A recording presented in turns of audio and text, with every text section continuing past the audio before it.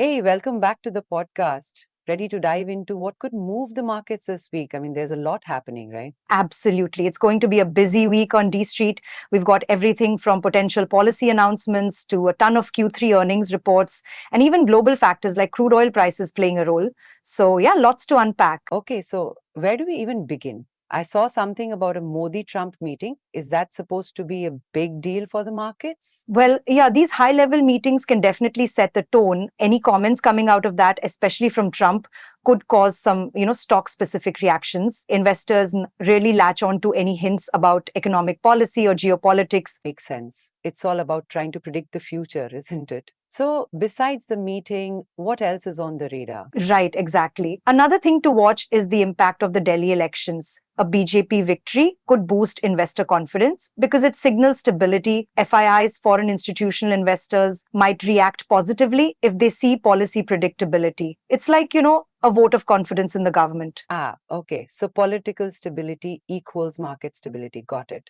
What about those Q3 earnings you mentioned? Are there any big names we should be paying attention to? Oh, absolutely. Over 2,000 companies are reporting, but some of the most closely watched include Eicher Motors, Vodafone Idea, HAL, Hindustan Aeronautics, and a few others. Those can give us a sense of how different sectors are performing. Okay, I'll keep an eye out for those. By the way, before we move on, I just wanted to remind our listeners that, we advise investors to check with certified experts before taking any investment decisions. Disclaimer done. Good call. Yeah, it's always important to do your own research and, get professional advice. So, moving on, let's talk about FII and DII activity. Recently, FIIs have been net sellers while DIIs have been net buyers. What's the significance of that? Well, let's break that down. FIIs are foreign institutional investors, and DIIs are domestic institutional investors.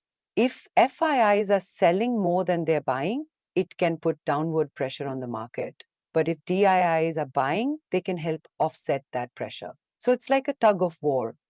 Right. Essentially, it's about the balance between foreign and domestic investment. What about the rupee? How does that play into all of this? Well, the rupee's strength against the dollar is definitely a factor. Recently, the rupee traded above 87.42 after the RBI cut interest rates. The RBI's actions and their outlook on growth and inflation can influence the rupee, which in turn affects foreign investment and trade. So, a weaker rupee could attract foreign investment, right? Is that the idea? Exactly. But it can also make imports more expensive. It's a balancing act. The RBI revised its FY25 GDP growth forecast down to 6.4%, which, isn't great news, but they're projecting 6.7% for FY26.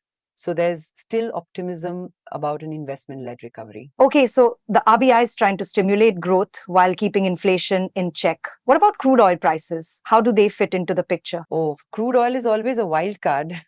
Prices edged higher after new sanctions on Iran, but were still on track for a weekly decline. Trump's trade war with China and tariff threats can also impact oil prices. It's a global economic web. Definitely. So, cheaper oil could be good for India, right? Since we're a major importer. Right. Cheaper oil can help reduce inflation and boost economic growth.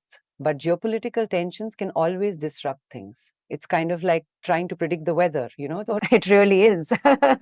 Anything else we should be aware of this week? Yeah, there are also corporate actions like dividends and stock splits. Stocks like IDC, Hero Motor Corp, and Cochin Shipyard might be in focus as they approach their record dates. Those events can often create short term trading opportunities. Okay, I'll add those to my watch list. So, to recap, we've got the Modi Trump meeting, Delhi elections, Q3 earnings, FII/DII activity, the rupees movement, crude oil prices, and corporate actions all potentially impacting the markets this week. Exactly. And it's all interconnected. It's like a puzzle with a million pieces.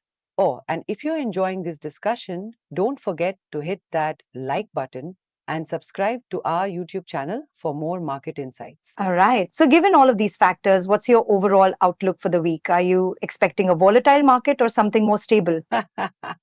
Given all the moving pieces, I'd say expect some volatility. The Q3 earnings reports and global events could trigger some sharp swings, but that's where the opportunities lie. for those who are prepared. Agreed. It's definitely going to be an interesting week. Any final thoughts for our listeners? Just remember to stay informed, do your research, and manage your risk. And don't panic sell at the first sign of trouble. Solid advice. Thanks for breaking it all down. As always, Anytime. It's always fun to try and make sense of the market madness. Let's see how many of our predictions actually come true. yeah, well, that's the fun of it, isn't it? All right, everyone. Thanks for tuning in, and we'll catch you next time with more market insights.